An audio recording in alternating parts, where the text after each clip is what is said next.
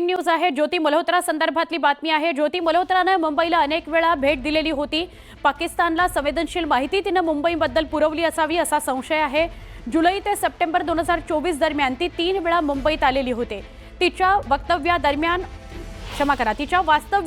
महत्त्वाच्या ठिकाणांचे संवेदनशील व्हिडिओ तिने काढले, छायाचित्र तिने टिपली असे पुरावे राष्ट्रीय सुरक्षा एजन्सीजनी समोर आणलेले आहेत। आमच्या प्रतिनिधी प्रणाली कापसे यांच्याशी बोलूया। प्रणाली, मुंबईत सुद्धा 3 वेळा ती आली, इथे सुद्धा तिने संवेदनशील जागांचे व्हिडिओ आणि छायाचित्र काढली असं आता समोर आलंय, काय सांगाल? मुंबईच्या दृष्टीने अत्यंत महत्त्वाची आणि धक्कादायक माहिती ही म्हणावी लागेल। युट्यूबर ज्योती मल्होत्रा ही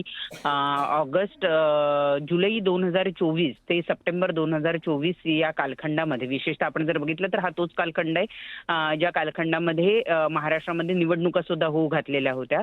दरम्यानच्या काळामध्ये ती 3 वेळा मुंबईमध्ये आली। मुंबईतल्या अनेक महत्त्वाच्या ठिकाणी तिने व्हिजिट केली आणि व्हिजिट करत असताना तिने तिचे फोटोग्राफ्स किंवा अनेक ठिकाणी तिने व्हिडिओज काढलेले आहेत आणि ते सगळे व्हिडिओज जे आहेत ते आत्ताच्या घडीला सुरक्षा एजन्सी जी आहे त्यांनी पूर्ण रडारवर घेतलेले आहेत आणि त्याची संपूर्ण कसून चौकशी केली जाते। मुंबईमध्ये ज्या ज्या ठिकाणी ती राहिलेली होती त्या त्या ठिकाणी सुद्धा संपर्क साधला जातोय की तिचं वास्तव्य किती कालावधीसाठी होतं, दरम्यानच्या काळामध्ये ती कुठे कुठे गेली होती याची काही माहिती मिळते आहे का? कारण एक महत्त्वाची आणखी गोष्ट म्हणजे की या 3 प्रवासादरम्यान तिनं 2दा रेल्वेचा आणि 1दा बसचा, लक्झरी बसचा वापर केलेला आहे आणि दोन्ही काळामध्ये अगदी तिने मुंबई रेल्वे स्टेशन पासून ते Delhi railway station, Chandigarh railway station पासून ते मुंबईतल्या महत्त्वपूर्ण रेल्वे स्थानकाचं सुद्धा शूटिंग केलेलं आहे आणि महत्त्वाची प्रणाली, धन्यवाद आपण माहिती दिलीत त्याबद्दल।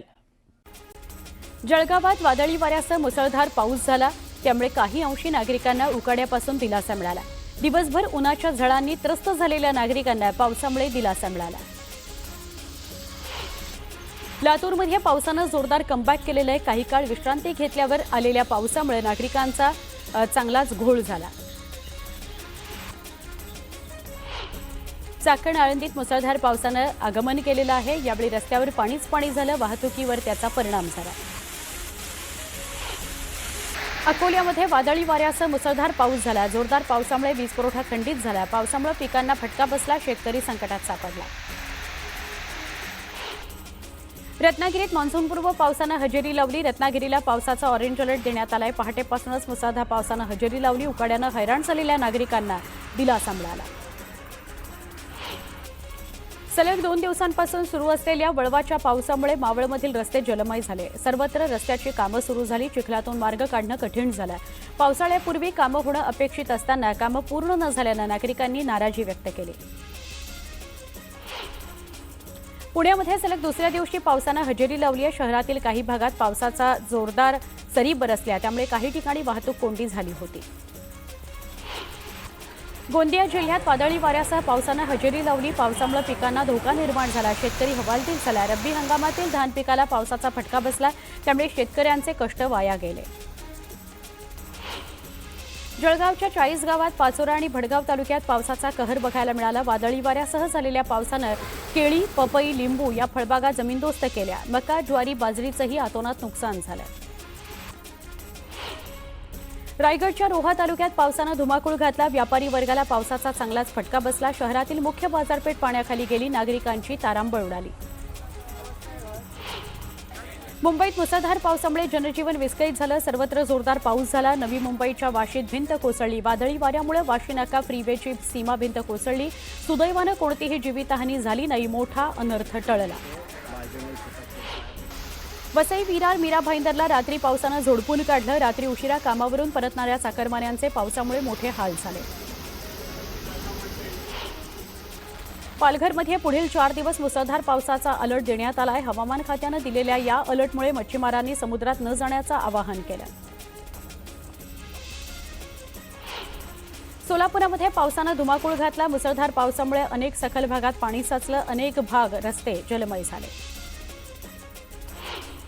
पिंपरी चिंचवडमध्ये झालेल्या मुसळधार पावसामुळे शहरातील रस्ते पाण्याखाली गेलेत। अनेकांच्या घरात पाणी शिरलंय। नागरिकांचं मोठ्या प्रमाणात नुकसान झालंय। अनेक ठिकाणी गुडघाभर पाणी साठल्यानं नागरिक आणि लहान मुलांमध्ये भीती आहे। उद्योगनगरी पिंपरी चिंचवडमध्ये देखील मान्सूनपूर्व पावसानं गेल्या 2 दिवसांपासून धुमाकूळ घातलाय। पिंपरी शहरातील उपनगरामध्ये पावसानं हजेरी लावली। पावसाचं पाणी रस्त्यावर साचल्यानं पाण्यातून रस्ता काढताना नागरिकांची मोठी दमछाक झाली। सोलापुरात मुसळधार पावसानं हजेरी लावली आहे। अनेक नागरिकांच्या घरात पाणी शिरलंय, तर काही ठिकाणी गुडघाभर पाण्यातून नागरिकांना प्रवास करावा लागतोय। वाशिम जिल्ह्यात मालेगाव, रिसोड, कारंजा, मंगळूरपीर इथं वादळी वाऱ्यासह पावसानं हजेरी लावली। सलग 10व्या दिवशी पावसानं हजेरी लावली। पिकांचं नुकसान झालंय। अनेक ठिकाणी वीज पुरवठा खंडित झालाय। नागरिकांचे हाल झालेत। शहापूरमध्ये विजांच्या कडकडाटासह जोरदार पाऊस झालाय। कापणीला आलेल्या भात पिकाचं मोठ्या प्रमाणात नुकसान झालंय, त्यामुळे शेतकरीही हवालदिल झालाय। वीज पुरवठा खंडित केल्यानं तब्बल 18 तास शहापूरकरांना अंधाराचा सामना करावा लागला। पुणे शहरात मंगळवारी झालेल्या जोरदार पावसाचा तडाखा महावितरणच्या वीज यंत्रणेला बसला। अनेक ठिकाणी वीज पुरवठा खंडित झाला। काही ठिकाणी झाडं उन्मळून पडली। काही ठिकाणी पाण्याच्या लोंढ्यामुळे वीज पुरवठा विस्कळीत झाला। राज्यात वळिवाच्या पावसानं जोर धरला। अनेक भागात मुसळधार पावसाची नोंद झाली। दरम्यान पुढील 2 ते 3 दिवस कोकणात तसंच घाटमाथ्यावर मुसळधार पावसाचा अंदाज आहे। काही भागात सोसाट्याच्या वाऱ्यासह पाऊस पडण्याची शक्यता आहे।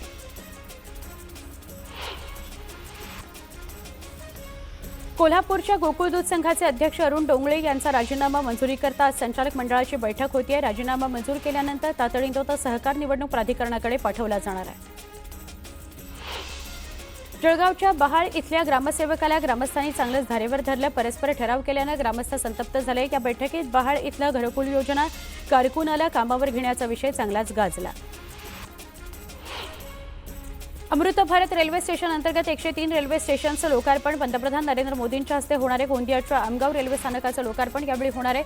आकर्षक पद्धतीनं रेल्वे स्टेशनचं बांधकाम करण्यात आलंय। पश्चिम घाटात पुन्हा वाघाचं दर्शन झालं। आंबोलीजवळच्या एका गावात पट्टेरी वाघाचं दर्शन झालं। पाणवठ्यावर पाणी पिण्याकरता गेलेल्या वाघाचा व्हिडिओ समोर आलाय। गेल्या 12 वर्षांची मुदत संपली तरी सांगलीत ड्रेनेजचं काम अपूर्णच आहे। ड्रेनेजचं पाणी आता शहरातील उशक्काल हॉस्पिटलच्या शेजारी असलेल्या विहिरीमध्ये सोडलं जात असल्यानं मासे मृत्युमुखी पडू लागलेले आहेत। वर्ध्यात दुचाकी चोरट्याच्या पोलिसांनी मुसक्या आवळल्या। 13 दुचाकी चोरी करत परस्पर विक्री केल्याचं तपासात समोर आलंय। वर्ध्यासह यवतमाळ जिल्ह्यातही त्यानं दुचाकी चोरल्या होत्या। एकीकडे अवकाळी पाऊस, दुसरीकडे वेगवान वाहणारं वारं लक्षात घेता मत्स्य विभागानं 1 जून आणि 31 जुलैपर्यंत मासेमारी करणाऱ्या मच्छीमारांना बंदी घातली आहे। व्यवसाय ठप्प झाल्यानं मच्छीमार बांधव संकटात सापडले आहेत। वर्ध्यात पांढऱ्या सोन्याचे दर वाढतील या अपेक्षेनं शेतकऱ्यांनी कापूस घरातच ठेवला होता, पण दर सातत्यानं कमी होत असल्यानं अडचणीत अडकलेल्या जवळपास 90% शेतकऱ्यांनी कापूस मिळेल त्या भावात विकला। कापूस विक्री केल्यानंतर दरात सुधारणा झाल्यानं शेतकऱ्यांनी संताप व्यक्त केला। धुळ्यातील एका तलावात पाय घसरून पडल्यानं पाण्यात बुडत असलेल्या मित्राला वाचवण्याकरता गेलेल्याचा दुर्दैवी मृत्यू झाला। या घटनेमुळे गावात एकच शोककळा पसरली आहे। संत ज्ञानेश्वर महाराज पालखी सोहळ्यात आळंदी ते पंढरपूर पायी वारीतील मानाचे अश्व प्रस्थान वारी करता रविवारी अंकली इथल्या शितोळे सरकार यांच्या वाड्यातून निघणार आहेत। अंकली ते आळंदी हा सुमारे 315 किलोमीटरचा प्रवास करत मानाचे अश्व पालखी प्रस्थानाच्या 1 दिवस आधी आळंदीमध्ये पोहोचणार आहेत। पुण्यश्लोक अहिल्यादेवी होळकर यांच्या त्रिशताब्दी जयंतीनिमित्त श्री क्षेत्र चौंडी इथं 31 मेला होणाऱ्या भव्य उत्सवाकरता राष्ट्रपती द्रौपदी मुर्मू यांना निमंत्रित करण्यात आलं। विधान परिषदेचे सभापती राम शिंदे यांनी राष्ट्रपती भवनामध्ये भेट दिली आणि निमंत्रण दिलं। उस्मानाबाद शहराचं नाव धाराशिव करण्याचा निर्णय राज्य सरकारनं घेतला आणि 2 वर्ष त्याला उलटली आहेत। अद्याप उस्मानाबाद रेल्वे स्थानकाचं नाव बदललं गेलं नव्हतं, ते धाराशिव झालं नव्हतं। बुधवारी रेल्वेकडून नाव बदलाचा GR काढण्यात आला। GRनुसार उस्मानाबाद रेल्वे स्थानकाचं नाव धाराशिव रेल्वे स्थानक करण्यात आलेलं आहे। धुळ्यातील गुलमोहर शासकीय विश्रामगृहातील खोलीत रोकड सापडली आहे। तब्बल 1,84,84,000ची रोकड सापडली आहे। यावेळी पोलीस प्रशासनानं पंचनामा करत रोकड जप्त केली। वाशिममध्ये सोयाबीनच्या दरात तब्बल 200 ते 300 रुपये प्रति क्विंटल घसरण झाली आहे। खरीप हंगाम डोळ्यासमोर ठेवून शेतकरी शेतमाल विक्रीकरता बाजारात दाखल होत आहेत, मात्र ऐनवेळी दर घसरले, शेतकरी संकटात सापडला। नांदेडमध्ये भर पावसात भाजपमध्ये सिंदूर रॅली काढण्यात आली। भाजपतर्फे ही सिंदूर रॅली होती। ऑपरेशन सिंदूर अंतर्गत यशस्वी कामगिरी करणाऱ्या भारतीय सैन्य दलाचा गौरव करण्याकरता रॅलीचं आयोजन करण्यात आलं होतं। शालेय शिक्षण विभागाकडून शिष्यवृत्ती परीक्षा 5वी आणि 8वीच्या विद्यार्थ्यांकरता करण्याचा निर्णय घेण्यात आला होता. आता त्यामध्ये पुन्हा बदल करून ती पूर्ववत 4थी आणि 7वीच्या विद्यार्थ्यांकरता करण्याबाबत पडताळणी करण्याच्या सूचना शालेय शिक्षण मंत्री दादा भुसे यांनी दिल्या आहेत. इयत्ता 11वीच्या प्रवेशासाठी अर्ज करताना विद्यार्थ्यांना कोणतीही अडचण येऊ नये म्हणून शिक्षण संचालनालयानं 2 दिवसांचा सराव ठेवला होता. त्यात अनेक विद्यार्थ्यांना तांत्रिक अडचणींचा सामना करावा लागला. त्यामुळे प्रवेशाचं वेळापत्रक दुरुस्त करावं लागणार असून ते आज प्रसिद्ध केलं जाणार आहे. गुंड गजामारणेला न्यायालयानं दणका दिला. गजामारणेचा जामीन अर्ज न्यायालयानं फेटाळला. कोथरूडमध्ये एका तरुणाला मारहाण केल्याप्रकरणी गजामारणेला गुन्हा दाखल करत अटक करण्यात आली. सांगलीमध्ये एका वैद्यकीय शिक्षण घेणाऱ्या तरुणीवर सामूहिक अत्याचार करण्यात आला. 3 तरुणांनी पीडितेला ड्रिंकमधून गुंगीचं औषध दिलं, अत्याचार केला असा प्रकार समोर आला. या प्रकरणी 3 आरोपींना पोलिसांनी अटक केली आहे. अंमली पदार्थांची तस्करी करणाऱ्याला गजाआड करण्यात आलं. कोल्हापूर पोलिसांच्या स्थानिक गुन्हे शाखेनं कारवाई केली. राजस्थानच्या जोधपूरमध्ये राहणाऱ्या रवींद्र बेनीवाल याला वडगाव जवळच्या अंबपमधून अटक करण्यात आली आहे. आरोपीकडून 1 लाखाचा मुद्देमाल जप्त करण्यात आला आहे.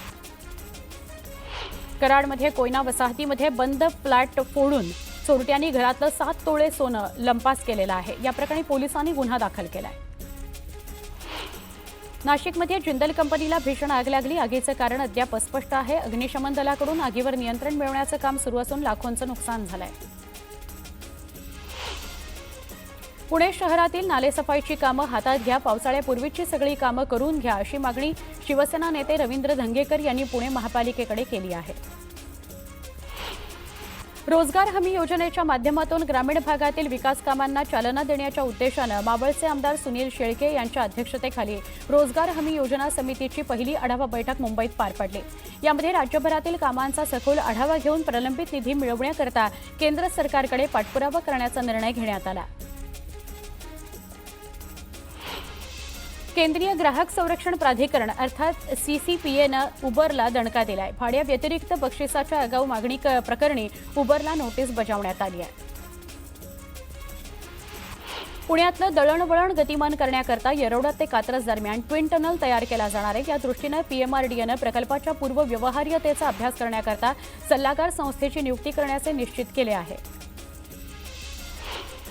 पश्चिम रेल्वेवरील लोकल सेवा बुधवारी सकाळपासून कूर्म गतीनं थांबत होती. परिणामी नोकरदारांना कार्यालयामध्ये पोहोचण्यास विलंब झाला. अनेक लोकल 20 ते 30 मिनिटं विलंबानं धावत होत्या.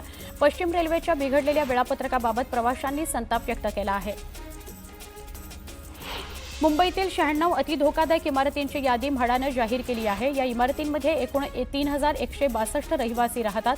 या इमारती रहिवाशांना रिकाम्या कराव्या लागणार आहेत. रहिवाशांनी सुरक्षेच्या नियमांचं पालन करावं आणि कार्यवाहीला सहकार्य करावं असं आवाहन करण्यात आलंय. मुंबईतील रस्त्यांच्या सिमेंट काँक्रिटीकरणाची कामं अंतिम टप्प्यात आली असून सिमेंट काँक्रीट ओतण्याचं काम 20 मेपासून बंद करण्यात आलेलं आहे. रस्ते काँक्रिटीकरणाची कोणतीही नवीन कामं सुरू करू नयेत. सुरू असलेली सगळी कामं 31 मे पूर्वी सुरक्षित अवस्थेत आणावीत असे निर्देश पालिका प्रशासनानं दिले आहेत. कंत्राटदारांनी ज्या पद्धतीनं रस्त्यांच्या कामाचं नियोजन करायला हवं होतं ते केलेलं नाही. जे कंत्राटदार काम करत नाहीत त्यांच्यावर दामदुप्पट दंड आकारा असे निर्देश उपनगरचे पालकमंत्री अॅडव्होकेट आशिष शेलार यांनी मुंबई महापालिका प्रशासनाला दिले आहेत. केंद्र सरकारला रिझर्व्ह बँकेकडून यंदा आजवरचा सर्वाधिक 2.5 ते 3 लाख कोटी रुपयांचा मोठा लाभांश मिळण्याची शक्यता आहे. रोखे बाजारामध्ये अल्पकालीन रोख्यांच्या परताव्यामध्ये आकस्मिक वाढ झालेली आहे असं विश्लेषकांकडून सांगण्यात आलं आहे.